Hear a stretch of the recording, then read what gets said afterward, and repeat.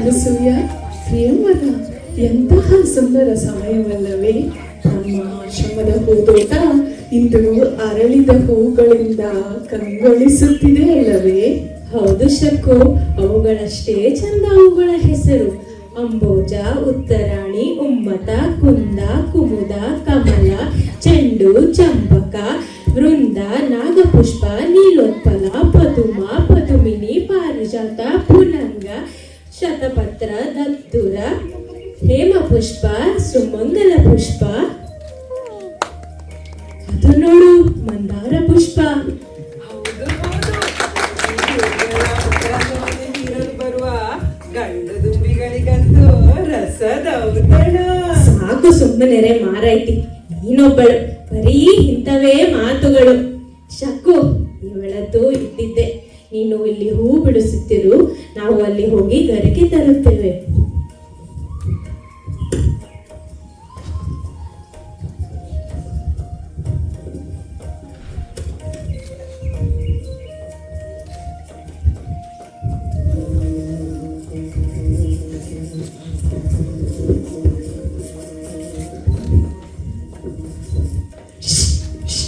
ದುಂಬಿ, ದೂರ ಹೋಗು, ದೂರ ಹೋಗು. ಅನಸೂಯ, ಪ್ರಿಯಮದ, ಇಲ್ಲಿ ಬನ್ನಿರೆ. ಈ ದುಷ್ಟ ದುಂಬಿಯಿಂದ ನನ್ನನ್ನು ರಕ್ಷಿಸಿ. ಅಲ್ಲಿ ನೋಡಿ ಅನಸೂಯ, ನಾ ಹೇಳಿರಲಿಲ್ಲವೇ, ಈ ಗಂಡು ಜಾತಿಯ ದುಂಬಿಗಳೇ ಇಷ್ಟು ಗೊತ್ತಿಲ್ಲ ಮಕರಂದ ಹೀರಲು ತೊರೆಯುತ್ತಿರುತ್ತವೆ. ಆಸೆ ಬುರುಕ ದುಂಬಿಗಳು. ಅಯ್ಯೋ, ಅಲ್ಲಿ ನಿಂತು ಏನು ತಮಾಷೆ ನೋಡುತ್ತಿರುವಿರಿ? ಬೇಗ ಬನ್ನಿ.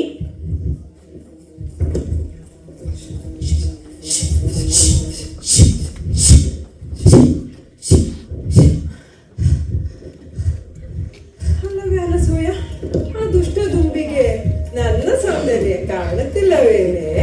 ನಾನು ಕೂಡ ಒಂದು ಸುಂದರ ಹೂವಿನಂತೆ ಅಲ್ಲವೇ? ಹೌದು ಹೌದು, ಯಾರು ಹೇಳಿದ್ದು ನೀ ಹೂವಲ್ಲ ಎಂದು? ನೀನು ಸಹ ಒಂದು ಹೂವೆ. ಹೌದೇ? ಯಾವ ಹೂವು? ಹೂಕೋಸು. ಶಕ್ಕು, ಇವಳದ್ದು ಇದ್ದಿದ್ದೆ. ನೀನು ಇಲ್ಲಿ ಹೂ ನೀನು ಏನು ಮಾಡುವುದು? ನೀನು ಕುಟೀರದೊಳಗೆ ಓಡಿ ಹೋಗು.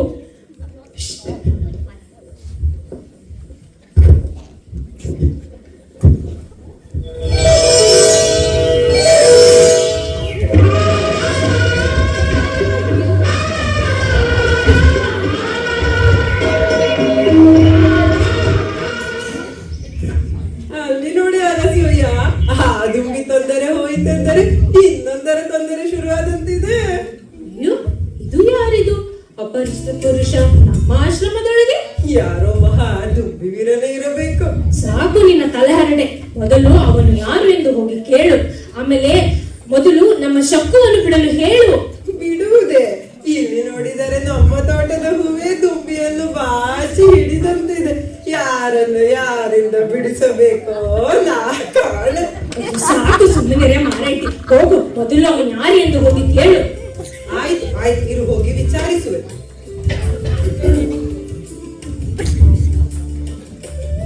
ಎಲ್ಲವೂ ದುಂಬಿ ವೀರ, ಬಿಡು ಅವಳನ್ನ. ದೂರ ಸರಿ, ದೂರ. ಯಾರು ನೀನು? ನಾನೇ. ನೀವೇ ಈಗ ಹೇಳಿದಿರಲ್ಲ ದುಂಬಿ ವೀರ ಎಂದು. ಆಹಾ, ಇಲ್ಲಿ ನೋಡಿ, ನಮ್ಮ ಮಾತನ್ನು ನಮಗೆ ತಿರುಗಿಸಿ ಹೇಳುತ್ತಿದ್ದಾರೆ. ಈಗ ಹೇಳು, ಯಾರು ನೀನು? ನಾನು ಅದೇ ಬೇಟೆಯಾಡುತ್ತಾ ಆಡುತ್ತಾ ಇಲ್ಲಿ ಬಂದೆ. ಬೇಟೆಯೇ? ಇದು ಕಣ್ವ ಮಹರ್ಷಿಗಳ ಆಶ್ರಮ. ಇಲ್ಲಿ ಬೇಟೆ ನಿಷಿದ್ಧ. ಅಯ್ಯ ದುಂಬಿ ವೀರ, ಗೊತ್ತಾಯ್ತಲ್ಲ, ಇಲ್ಲಿ ಬೇಟೆ ನಿಷಿದ್ಧ. ಈಗ ಹೇಳು, ಯಾರು ನೀನು? ನಿನ್ನ ಹೆಸರೇನು? ನಾನು ದುಷ್ಯಂತ. ಬೇಟೆಯಾಡುತ್ತಾ ಹಾಗೆ ಕಾಡಲ್ಲಿ ತಪ್ಪಿಸಿಕೊಂಡು. ಏನು? ದುಷ್ಯಂತ ಮಹಾಪ್ರಭುಗಳೇ, ದಯವಿಟ್ಟು ನಮ್ಮನ್ನು ಕ್ಷಮಿಸಿ. ನೀವು ಯಾರು ಎಂದು ತಿಳಿಯದೆ ಬಾಯಿಗೆ ಬಂದೆಂದು ಹೊರಟಿದೆವು. ನಾವು ಋಷಿಪುತ್ರಿಯರು. ನಮ್ಮ ತಂದೆ ಕಣ್ವರು ಕಾರ್ಯನಿಮಿತ್ತ ಪ್ರವಾಸಕ್ಕೆ ತೆರಳಿದ್ದಾರೆ. ತೊಂದರೆ ಇಲ್ಲ, ನನ್ನನ್ನು ಕ್ಷಮಿಸಿ. ಏಕಾಏಕಿ ಹೀಗೆ ಇಲ್ಲಿಗೆ ಬಂದದ್ದು ನನ್ನದು ತಪ್ಪೆ. ಇದು ಕಣ್ವ ಮಹರ್ಷಿಗಳ ಆಶ್ರಮವೇ? ತುಂಬಾ ಸಂತೋಷ. ನನ್ನ ಸೌಭಾಗ್ಯವೇ ಇರಬೇಕು. ಅದಕ್ಕೆ ಇಲ್ಲಿಗೆ ಬರುವ ಹಾಗಾಯಿತು. ಇಲ್ಲದಿದ್ದರೆ ಇಂತಹ ಈ ಸುಂದರ ಆಶ್ರಮದ ಬಗ್ಗೆ ಹೇಳುತ್ತಾ ಇದ್ದೆ. ಮಹಾರಾಜರೇ ಆದರೇನು, ಮೂಲತಃ ಇದು ಕೂಡ ಗಂಡು ಜಾತಿಯ ಸುದ್ದಿಯಲ್ಲವೇ? ಋಷಿಪುತ್ರಿಯರೇ, ಅಂದ ಹಾಗೆ ನಿಮ್ಮ ಹೆಸರು ಗೊತ್ತಾಗಲಿಲ್ಲ. ನಾನು ಅನಸೂಯ, ಇವಳು ಪ್ರಿಯಂವದ. ಮತ್ತೆ ಮಹಾರಾಜರು ಕಣ್ಣಲ್ಲೇ ಬೇಟೆ ಆಡ್ತಾ ಇರೋ ಹಾಗಿದೆ. ಹಾ, ಏನಂದಿರಿ? ಏನಿಲ್ಲ ಪ್ರಭು, ನಮ್ಮ ಹೆಸರು ಹೇಳ್ತಾ ಇದ್ವಿ ಅಷ್ಟೇ. ಇವಳು ಶಕ್ಕು. ಓ, ಶಕುಂತಲೆ ಇವಳ ಪೂರ್ಣ ಹೆಸರು. ಶಕುಂತಲೆ. ಆಹಾ, ಎಂತಹ ಮಧುರವಾದ ಹೆಸರು. ಅನಸೂಯ, ಪ್ರಿಯಂವದ, ಬಳಲಿ ಬಂದ ಅತಿಥಿಯನ್ನು ಹೀಗೆ ನಿಲ್ಲಿಸಿ ಮಾತನಾಡುತ್ತಿರುವಿರೋ ಹೇಗೆ? ಅವರನ್ನು ಕುಟೀರಕ್ಕೆ ಬರಲು ಹೇಳಿ, ನಾನು ಭೋಜನಕ್ಕೆ ಸಿದ್ಧ ಮಾಡುವೆ.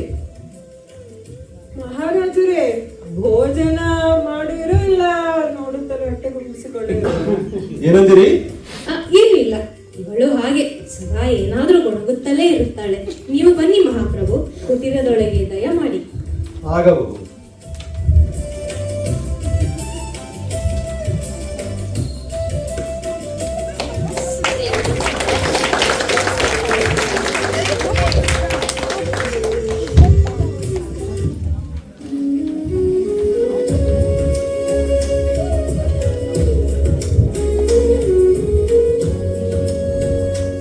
ಅಲ್ಲವೇ ಪ್ರಿಯಂವದ, ಅವರು ನಮ್ಮ ಮಹಾರಾಜರು ಅಂದ ಮೇಲೆ ಅವರ ಜೊತೆ ಅಷ್ಟೊಂದು ಸಲಿಗೆಯಿಂದ ಮಾತಾಡುವುದೇ? ಮಹಾರಾಜರೇ ಆದರೇನು, ಅವರಿಗೂ ಕೂಡ ಸ್ವಲ್ಪ ಸ್ನೇಹ ಬೇಕಲ್ಲವೇ? ನೀನು ನೋಡಿದೆ ಅಲ್ಲ, ಅವರು ಕೂಡ ನನ್ನೊಂದಿಗೆ ಎಷ್ಟು ಸಲಿಗೆಯಿಂದ ಮಾತನಾಡುತ್ತಿದ್ದರು ಎಂದು. ಅವರಿಗೂ ಸ್ವಲ್ಪ ಮನರಂಜನೆ ಬೇಡವೇ? ಹಾಗಂತ ಅವರು ಭೋಜನ ಮಾಡುವ ಸಮಯದಲ್ಲಿ ಆ ಒಗ್ಗಟ್ಟನ್ನು ಹೇಳುವ ಅವಶ್ಯಕತೆ ಇತ್ತೆ?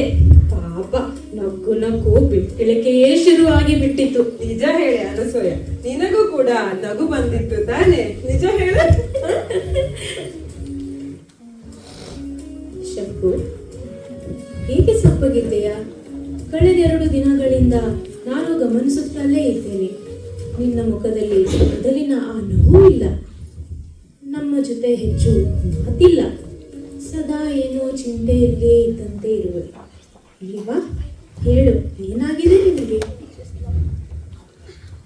ಅದು ಅದು ಅದು ಏನು ಹೇಳಲಿ ಸಖಿಯರೇ, ನನಗೆ ಒಂದು ತಿಳಿಯುತ್ತಿಲ್ಲ. ಮಹಾರಾಜರನ್ನು ನೋಡಿದ ಕ್ಷಣದಿಂದ ನಾನಾಗಿಲ್ಲ. ನಾನು ಕುಳಿತರೂ ನಿಂತರೂ ನಡೆಯುತ್ತಿದ್ದರೂ ನನ್ನ ಮನಸ್ಸು ಒಂದೇ ಕಡೆ ಓಡುತ್ತಿದೆ. ಅದು ಅವರ ಕಡೆಗೆ. ಕಣ್ಣು ಮುಚ್ಚಿದರೆ ಕನಸಿನಲ್ಲಿ ಅವರ ನಗು, ಕಣ್ಣು ತೆರೆದರೆ ಎದುರಿಗೆ ಅವರದ್ದೇ ರೂಪ. ಅವರ ಕಣ್ಣುಗಳ ಆ ತೇಜಸ್ಸು ನನ್ನ ಮೈಮನಸ್ಸನ್ನು ಆವರಿಸಿಬಿಟ್ಟಿದೆ. ನನ್ನ ಮನಸ್ಸಿನ ಪ್ರತಿಯೊಂದು ತಾಳವು ಅವರ ಹೆಸರನ್ನೇ ಜಪಿಸುವಂತೆ ಆಗಿಬಿಟ್ಟಿದೆ. ನನ್ನ ಮನಸ್ಸು ಕನಸು ಎಲ್ಲವೂ ಅವರದ್ದೇ ಆಗಿದೆ. ಈಗ ಹೇಳಿ ಸಖಿಯರೇ, ನಾನೇನು ಮಾಡಲಿ?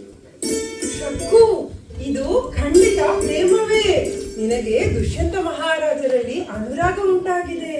ಅನಸೂಯ ನಮ್ಮ ಸಖಿಗೆ ಮೊದಲ ಪ್ರೇಮವಾಗಿದೆ. ಈಗ ಏನು ಮಾಡುವೆ? ನನಗೆ ಏನು ತಿಳಿಯುತ್ತಿಲ್ಲ. ಅವರು ಮಹಾರಾಜರು, ಅವರಲ್ಲಿ ನಾನೆಲ್ಲಿ? ನಿಜವಾದ ಪ್ರೇಮದಲ್ಲಿ ಮೇಲು ಕೀಳು ಯಾವುದೂ ಇಲ್ಲ. ಏಕೆ ನಿನ್ನ ಮನದಾಳ ಮಾತುಗಳನ್ನು ಅವರ ಜೊತೆ ಹಂಚಿಕೊಳ್ಳಬಾರದು? ಏನು, ನಾನು ನೇರವಾಗಿ ಮಾತನಾಡುವುದೇ? ಅದು ಎಂದಿಗೂ ಸಾಧ್ಯವಿಲ್ಲ. ಅವರು ಎದುರಿಗೆ ಬಂದು ನಿಂತರೆ ನನ್ನ ಬಾಯಿ ಹೊರಡುವುದಿಲ್ಲ. ಇನ್ನು ಮಾತನಾಡುವುದು ಎಲ್ಲಿ ಬಂತು? ಶಕ್ಕು, ನನಗೆ ಗೊತ್ತು. ಇರು, ಒಂದು ಕ್ಷಣ ಇಲ್ಲಿರು. ಈಗ ಬಂದೆ. ಹತ್ರ ತಗೊಳ್ಳಿ ಮೈಕ್ ಹತ್ರ ತಗೊಳ್ಳಿ. ಶಕ್ಕು, ಇದೋ ತೆಗೆದುಕೋ ಈ ಹಾಳೆಯನ್ನು, ಈ ಓಲೆಯನ್ನು. ನಿನ್ನ ಮನದಾಳದ ಮಾತುಗಳನ್ನು, ನಿನ್ನ ಪ್ರೇಮ ನಿವೇದನೆಯನ್ನು ಇದರಲ್ಲಿ ಬರಿ. ನಾವು ಇದನ್ನ ದುಷ್ಯಂತ ಮಹಾರಾಜರಲ್ಲಿ ತಲುಪಿಸುತ್ತೇವೆ.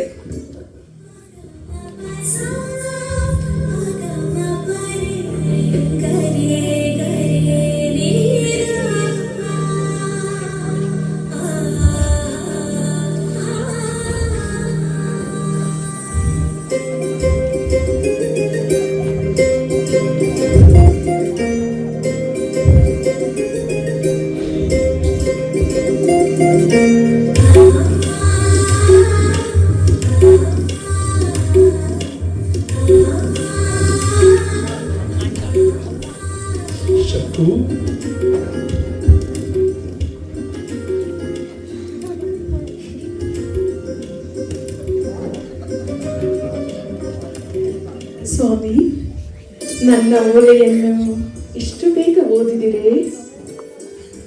ಈ ಓಲೆ ನನ್ನ ಕೈ ತಲುಪಿದ ತಕ್ಷಣವೇ ನಾನು ನಿನ್ನ ಬಳಿಗೆ ಓಡಿ ಬಂದೆ. ಈ ಓಲೆಯಲ್ಲಿ ಏನು ಬರೆದಿದೆ ಎಂದು ನಿನ್ನ ಕಣ್ಣುಗಳೇ ಹೇಳುತ್ತಿವೆ. ನಿನ್ನ ಹೃದಯದ ಮಾತುಗಳು ನನ್ನ ಹೃದಯವನ್ನು ತಲುಪಿದೆ. ನಾನು ಸಹ ನನ್ನ ಪ್ರೀತಿಯನ್ನು ಹೇಳಲಾಗದೆ ವ್ಯಸನದಲ್ಲಿ ಇದ್ದೆ.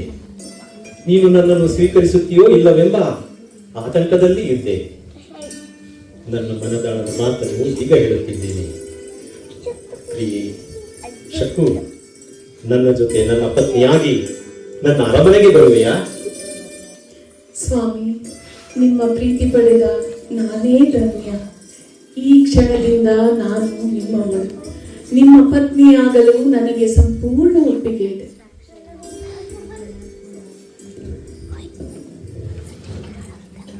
ಹಾಗಿದ್ದರೆ ತಡ ಏಕೆ? ತೆಗೆದುಕೊಳ್ಳಿ ಹಾರಗಳನ್ನು, ಶುಭ ಕಾರ್ಯ ಆಗಿಯೇ ಬಿಡಲಿ. ಎಂಬುದ ಪ್ರೀತಿ ಏನೋ ಸರಿ, ಆದರೆ ವಿವಾಹ ಅದು ತಂದೆಯವರು ಇಲ್ಲದ ಸಮಯದಲ್ಲಿ. ಚಿಂತಿಸಬೇಡಿ. ಆ ದೇವತೆಗಳ ಆಶೀರ್ವಾದದೊಂದಿಗೆ ಶಕುಂತಲೆಯನ್ನು ನಾನು ಗಂಧರ್ವ ವಿವಾಹವಾಗುತ್ತೇನೆ. ಕಣ್ವ ಮಹರ್ಷಿಗಳು ಬಂದ ನಂತರ ಅವರ ಅನುಮತಿ ಪಡೆದು ಅರಮನೆಯಲ್ಲಿ ಸರ್ವರ ಸಮ್ಮುಖದಲ್ಲಿ ವಿಜೃಂಭಣೆಯಿಂದ ವಿವಾಹವಾಗುತ್ತೇನೆ. ಶಕುಂತಲೆ, ನನ್ನ ಜೊತೆ ಗಾಂಧರ್ವ ವಿವಾಹಕ್ಕೆ ನಿನ್ನ ಒಪ್ಪಿಗೆ ಇದೆಯೇ? ಮೌನಂ ಸಮ್ಮತಿ ಲಕ್ಷಣ, ಶುಭ ಕಾರ್ಯ ಆಗಿಯೇ ಬಿಡಲಿ.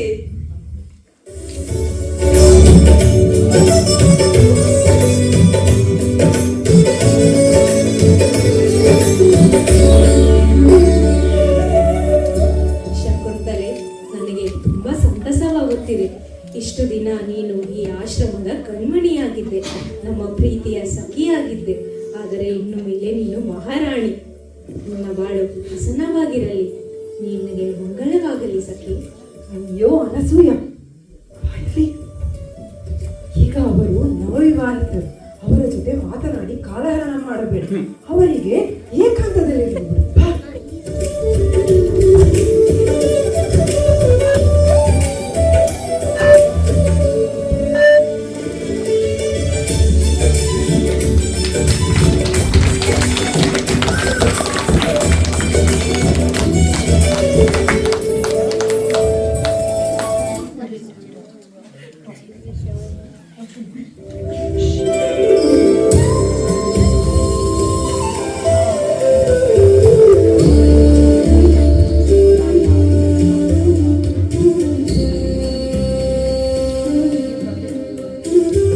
ಸ್ವಾಮಿ, ಅಲ್ಲಿ ನೋಡಿ, ಜೋಡಿ ಹಂಸಗಳು ಅದೆಷ್ಟು ಅನುರಾಗವಾಗಿ ಕೊಳದಲ್ಲಿ ವಿಹಾರ ಮಾಡುತ್ತಿವೆ.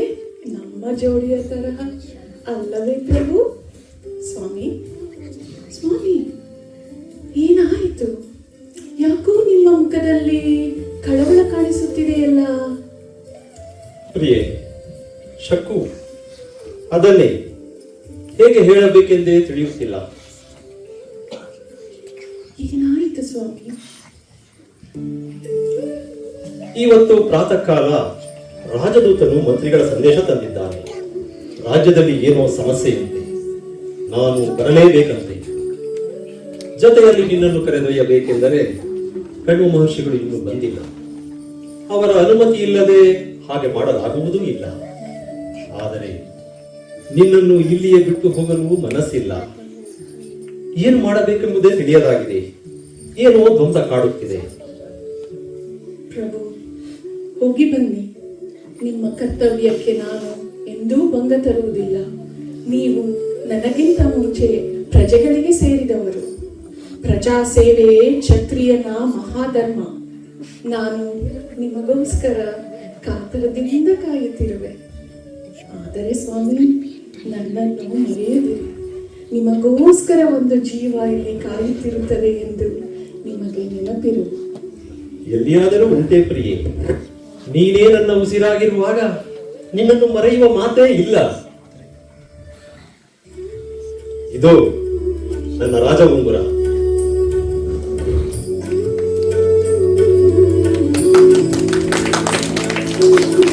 ಇದನ್ನು ನಿನ್ನ ಬಳಿ ನನ್ನ ನೆನಪಿಗಾಗಿ ಇಟ್ಟುಕೋ.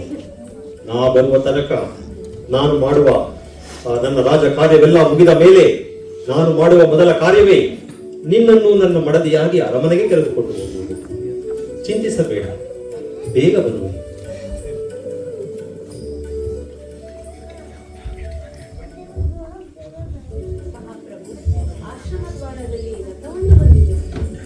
ಓ, ಹೌದೇ? ಸರಿ ಪ್ರಿಯೆ, ನಾನಿನ್ನು ಹೋಗಿ ಬರಲೇ. ಸಖಿಯರೇ, ನನ್ನ ಪತ್ನಿಯನ್ನು ನಿಮ್ಮ ಬಳಿ ಒಪ್ಪಿಸಿ ಹೋಗುತ್ತೇನೆ. ನಾ ಬರುವ ತನಕ ಆಕೆಯನ್ನು ಜೋಪಾನವಾಗಿ ನೋಡಿಕೊಳ್ಳಿ. ಓಹೋ, ನಿಮ್ಮ ಪತ್ನಿ? ಆಗಲಿ ಆಗಲಿ. ನಿಮ್ಮ ಬುದ್ಧಿನ ಹೆಂಡತಿಯನ್ನು, ನಮ್ಮ ಪ್ರೀತಿಯನ್ನು, ಸಖಿಯನ್ನು ಅತಿ ಕ್ಷೇಮದಿಂದ ನೋಡಿಕೊಳ್ಳುತ್ತೇವೆ. ನೀವು ನಿಶ್ಚಿಂತೆಯಿಂದ ಹೋಗಿ ಬನ್ನಿ ಮಹಾಪ್ರಭು.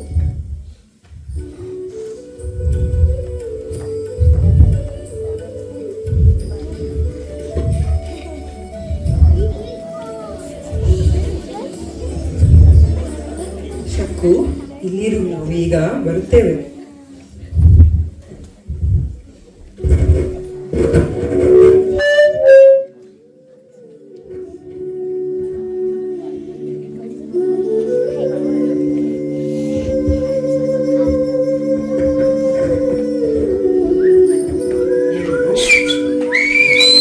ಆಶ್ರಮದಲ್ಲಿ ಯಾರು ಕಾಣುತ್ತಿಲ್ಲವಲ್ಲ?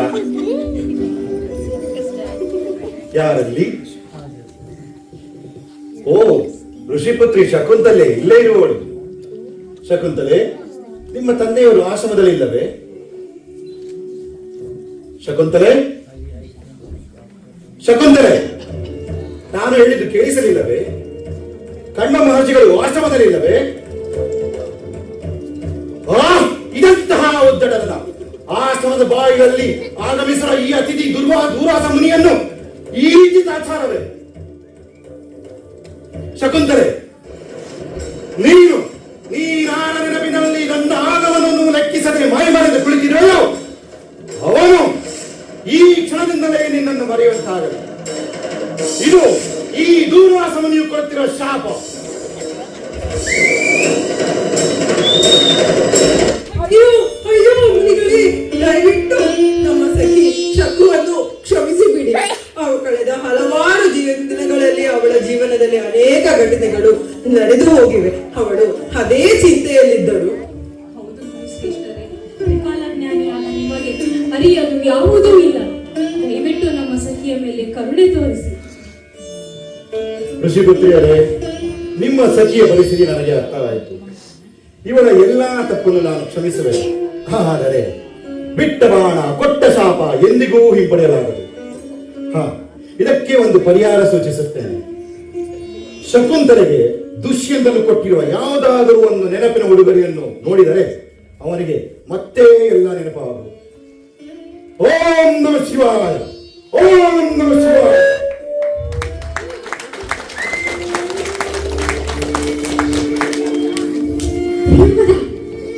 ಉಂಗುರ, ಮಹಾರಾಜರು ಕೊಟ್ಟ ಉಂಗುರ.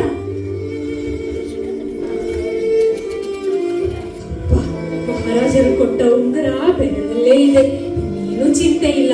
ಮಹಾರಾಜರಿಗೆ ಈ ಉಂಗುರ ನೋಡಿದ ಕ್ಷಣ ನಮ್ಮ ಶಕ್ಕುವೇ ನೆನಪಾಗಿ ಬಿಡುವಳು. ಏನಾಯ್ತು ಸಖಿಯೇ? ಏನೂ ಇಲ್ಲ, ಬಾ.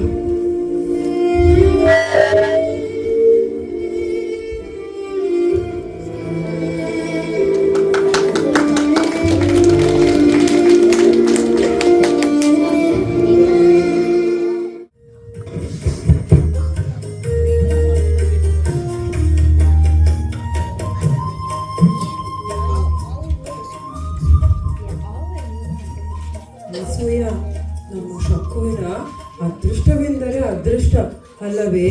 ಮೊದಲು ದುಷ್ಯಂತ ಮಹಾರಾಜರೊಂದಿಗೆ ವಿವಾಹ, ನಂತರ ತಂದೆಯವರ ಒಪ್ಪಿಗೆ ಮತ್ತು ಆಶೀರ್ವಾದ ಸಿಕ್ಕಿತು. ಈಗ ತಾಯಿಯಾಗುವ ಸಂಭ್ರಮ. ಹೌದು ಪ್ರಿಯಂವದ, ಎಲ್ಲ ದೇವರು ಮತ್ತು ತಂದೆಯವರ ಆಶೀರ್ವಾದ. ನಮ್ಮ ಶತ್ರುವಿಗೆ ಎಲ್ಲವೂ ಒಳ್ಳೆಯದೇ ಆಗುವುದು. ನೋಡುತ್ತಾ ಇರೋ, ಅವಳು ಮಹಾರಾಣಿಯಾಗಿ ಎಲ್ಲ ಪ್ರಜೆಗಳ ಮನಗೆಲ್ಲುವವಳು. ಹೌದು ಅನಸೂಯ, ನನಗಂತೂ ಈ ಅರಮನೆ ವೈಭೋಗ ನೋಡಿ ತಲೆ ಸುತ್ತುತ್ತಿದೆ. ಜೊತೆಗೆ ದಿನವೆಲ್ಲ ದೋಣಿ ಪಯಣ ಬೇರೆ. ಅದು ನನ್ನನ್ನು ಇನ್ನಷ್ಟು ಆಯಾಸವನ್ನಾಗಿ ಮಾಡಿದೆ. ಶಕ್ಕು, ನಿನಗೂ ಸುಸ್ತಾಗಿರಬೇಕಲ್ಲವೇ? ಜೊತೆಗೆ ಮಗು ಬೇರೆ.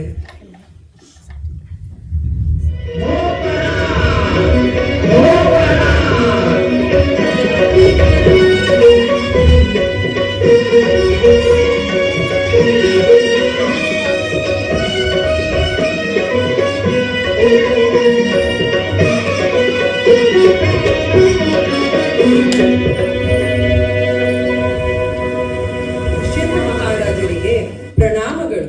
ನಾವು ಕಣ್ವ ಮಹರ್ಷಿಗಳ ಆಶ್ರಮದಿಂದ ಬಂದಿದ್ದೇವೆ. ಋಷಿಪುತ್ರಿಯರಿಗೆ ಸ್ವಾಗತ. ಪಯಣ ಎಲ್ಲ ಸುಗಮವಾಗಿತ್ತೆ? ಆಶ್ರಮದಲ್ಲಿ ಎಲ್ಲರೂ ಸೌಖ್ಯವೇ? ಕಣ್ಣು ಮಹರ್ಷಿಗಳು ಬರಲಿಲ್ಲವೇ? ಮಹಾಪ್ರಭು, ಆಶ್ರಮದಲ್ಲಿ ಎಲ್ಲವೂ ಸೌಖ್ಯ. ತಂದೆ ಕಣ್ಣುವರು ಮುಖ್ಯವಾದ ಒಂದು ಯಜ್ಞಕ್ಕಾಗಿ ಆಶ್ರಮದಲ್ಲಿ ಉಳಿಯಬೇಕಾಯಿತು. ಆದರೆ ಅತಿ ಶೀಘ್ರದಲ್ಲಿ ನಿಮ್ಮ ಪತ್ನಿಯನ್ನು ನಿಮ್ಮ ಬಳಿ ಕಳುಹಿಸಲು ನಮ್ಮನ್ನು ಇಲ್ಲಿಗೆ ಕಳುಹಿಸಿದ್ದಾರೆ.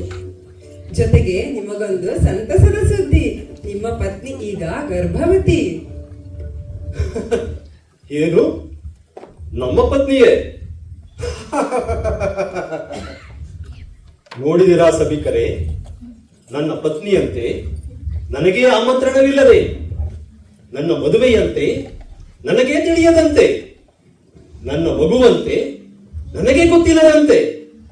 ಆಹಾ, ಎಂತಹ ಕಪಟ ನಾಟಕವಿದು! ನಾಟಕ ಇಲ್ಲ ಮಹಾಪ್ರಭು. ಆಶ್ರಮದಲ್ಲಿ ಬೆಳೆದ ನಾವು ಹೊರಗಿನ ಪ್ರಪಂಚ ಅರಿಯದೇ ಇರಬಹುದು, ಆದರೆ ಸತ್ಯ ಮತ್ತು ಅಸತ್ಯದ ಗಡಿ ನಮಗೆ ಚೆನ್ನಾಗೇ ಗೊತ್ತು. ಇಂತಹ ಪವಿತ್ರ ವಿಷಯದಲ್ಲಿ ಸುಳ್ಳು ಹೇಳುವವರಲ್ಲ ಮಹಾಪ್ರಭು. ಸಾಕು ಮಾಡಿ ನಿಮ್ಮ ಪ್ರಲಾಪವನ್ನು.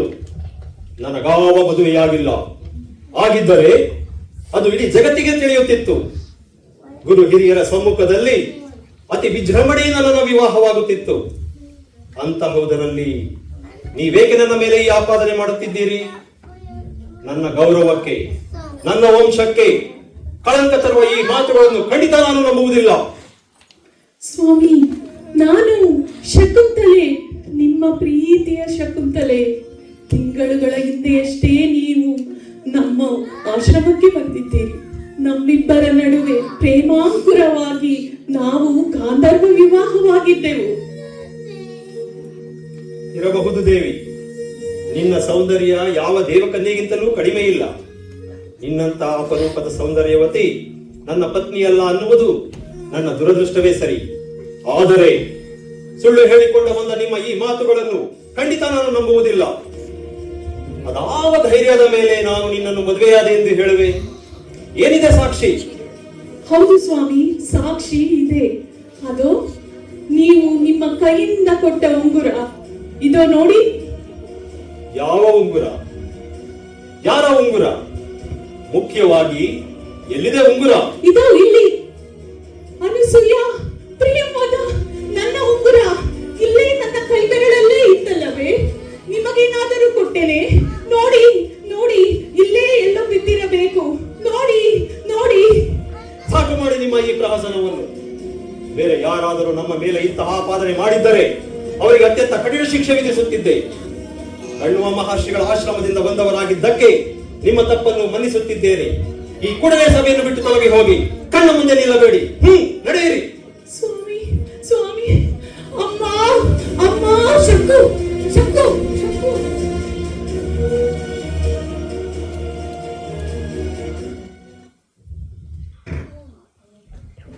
ಪ್ರಭು, ಪ್ರಭು, ಏನಾಯಿತು? ಯಾರಯ್ಯ ನೀನು? ನಿಧಾನ, ಏಕಿಷ್ಟು ಅವಸರ? ಪ್ರಭು, ನಾನೊಬ್ಬ ಮೀನುಗಾರ. ನಾವು ಬೆಳಿಗ್ಗೆ ಹಿಡಿದ ಮೀನಿನ ಹೊಟ್ಟೆಯಲ್ಲಿ ಈ ರಾಜವೊಂದು ಉಂಗುರವೊಂದು ಸಿಕ್ಕಿತು. ದಯವಿಟ್ಟು ಸ್ವೀಕರಿಸಿ.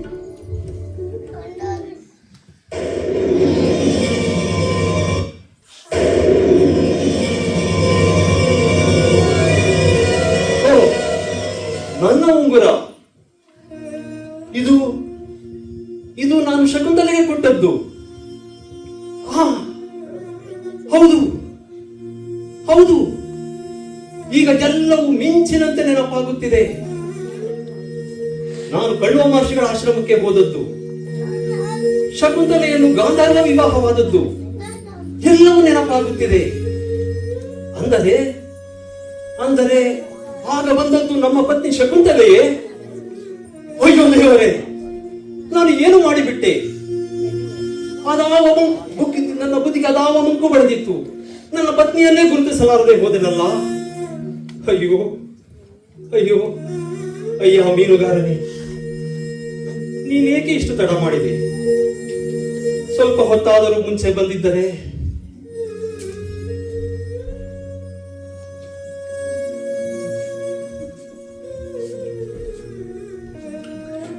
ಅಯ್ಯೋ ದುರ್ವಿಧಿಯೇ, ಎಂತಹ ಪಾಪ ನನ್ನ ಕೈಗಳಿಂದ ಆಗಿಬಿಟ್ಟಿತು.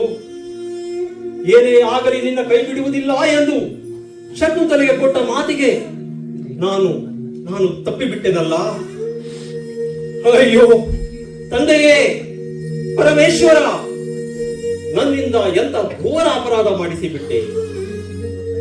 ಇನ್ನು ನೀನೇ ನನಗೆ ದಾರಿ ತೋರು. ನನ್ನೆಲ್ಲ ತಪ್ಪುಗಳನ್ನು ಸರಿಪಡಿಸಲು ನೀನೇ ಶಕ್ತಿ ಕೊಡು. ಶಕುಂತಲಾ, ಶಕುಂತಲಾ.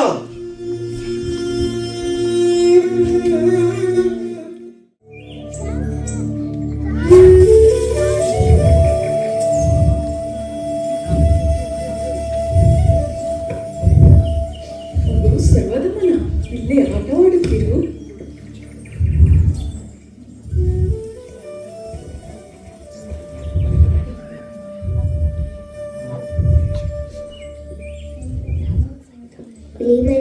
ಹುಲಿಮರಿ ಎಲ್ಲಿ ತಾಯಿ?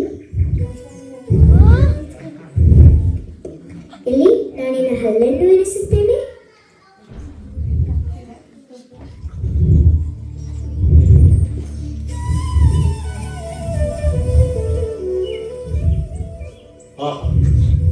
ಎಂತಹ ಪ್ರಶಾಂತವಾದ ವಾತಾವರಣವಿದು. ಕಳೆದ ಕೆಲವು ದಿನಗಳಲ್ಲಿ ಏನೆಲ್ಲ ಆಗಿ ಹೋಯಿತು. ಇಂದ್ರನು ನನ್ನನ್ನು ಯುದ್ಧಕ್ಕೆ ಸಹಾಯ ಮಾಡಲು ಕರೆದದ್ದು ಒಳ್ಳೆಯದೇ ಆಯಿತು. ಕೊಂಚ ಸಮಯದವರೆಗೆ ಆದರೂ ಶಕುಂತಲೆಯ ನೆನಪಿನಲ್ಲಿ ಕೊರಗುತ್ತಿದ್ದ ನನ್ನ ಮನಸ್ಸು ಬೇರೆ ಕಡೆ ಹರಿಯುವಂತಾಯಿತು. ಇದೇನಿದು? ಈ ಪುಟ್ಟ ಬಾಲಕ ಯಾವುದೇ ಅಂಜಿಕೆ ಇಲ್ಲದೆ ಹುಲಿಮರಿಯ ಬಾಯಿ ತೆಗೆದು ಹಲ್ಲು ಎಣಿಸುತ್ತಿದ್ದಾನೆ. ಎಲೆ ಬಾಲಕನೇ, ನೀನಾರು ಹುಲಿಯೊಂದಿಗೆ ಆಡುತ್ತಿರುವೆ? ನಿನಗೆ ಭಯವಿಲ್ಲವೇ? ಹಿರಿಯರಿಗೆ ನಮಸ್ಕಾರಗಳು. ಖಂಡಿತ ಇಲ್ಲ. ನನ್ನ ಸ್ನೇಹಿತರು ನನ್ನ ಜೊತೆ ಆಟವಾಡುತ್ತಾರೆ. ನನಗಾವ ಹೆದರಿಕೆ? ನನ್ನ ತಾಯಿ ಹೇಳಿದಳು, ಇವುಗಳಿಗೆ ತೊಂದರೆ ಕೊಟ್ಟರೆ ನಮಗೆ ತೊಂದರೆ ಕೊಡುತ್ತವೆ, ಪ್ರೀತಿ ಕೊಟ್ಟರೆ ನಮಗೆ ಪ್ರೀತಿ ಕೊಡುತ್ತವೆ ಎಂದು. ಎಂತಹ ವಿವೇಕಪೂರ್ಣವಾದ ಮಾತು. ನಿನ್ನನ್ನು ಹೆತ್ತ ತಾಯಿ ನಿಜಕ್ಕೂ ಧನ್ಯಳು. ನಿನ್ನ ತಾಯಿಯ ದರ್ಶನ ಭಾಗ್ಯ ಸಿಗಬಹುದೇ ಬಾಲಕ? ಅದು ಅವಳೇ ನನ್ನ ತಾಯಿ. ಸರ್ವದಮನ,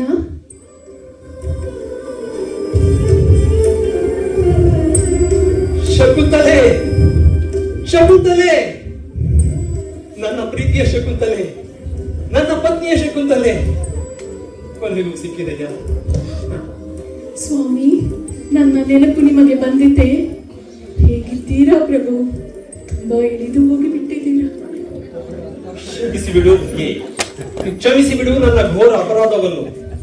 ಅಂದು ಅರಮನೆಯಲ್ಲಿ ನನ್ನ ಬುದ್ಧಿಗೆ ಅದಾವ ಮುಖ ಬಡಿದಿತ್ತೋ ನಾ ಕಾಣೆ. ನಿನ್ನನ್ನು ಗುರುತಿಸಲಾರದೆ ಹೋದೆ. ಕ್ಷಮಿಸಿಬಿಡು ನನ್ನ ಘೋರ ಅಪರಾಧವನ್ನು. ಸ್ವಾಮಿ, ನಡೆದುದರಲ್ಲಿ ನಿಮ್ಮದ್ಯಾವುದೂ ತಪ್ಪಿಲ್ಲ. ಅದು ವಿಧಿಲಿಖಿತ, ದೂರ್ವಾಸರ ಶಾಪ. ಹಾಗೂ ನಾನು ನೀವು ಪ್ರೀತಿಯಿಂದ ಕೊಟ್ಟ ಈ ಅಭಿಜ್ಞಾನ ಉಂಗುರವನ್ನು ಕಳೆದುಕೊಂಡ ಪರಿಣಾಮ. ಅಂದು ಅರಮನೆಯಲ್ಲಿ ನನ್ನ ತಾಯಿ ತನ್ನ ದೈವ ಶಕ್ತಿಯಿಂದ ಈ ಆಶ್ರಮಕ್ಕೆ ಕರೆತಂದು ಆಶ್ರಯ ನೀಡಿದಳು. ಆದರೆ ಸ್ವಾಮಿ, ನನ್ನ ಮನಸ್ಸು ಹೇಳುತ್ತಿತ್ತು ನೀವು ಬಂದೇ ಬರುತ್ತೀರಿ ಎಂದು. ಸ್ವಾಮಿ, ಇದು ನಿಮ್ಮ ಮಗ ಸರ್ವದಮನ. ಮಗ, ನಮ್ಮ ಕುಮಾರ.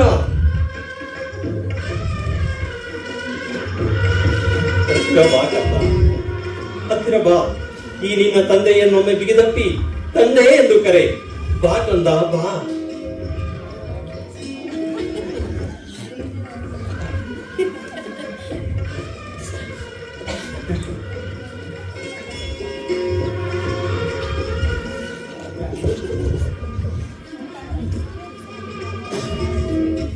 ಮಗು, ಇಂದಿನಿಂದ ನಿನ್ನ ನಾಮಧೇಯ ಭರತ.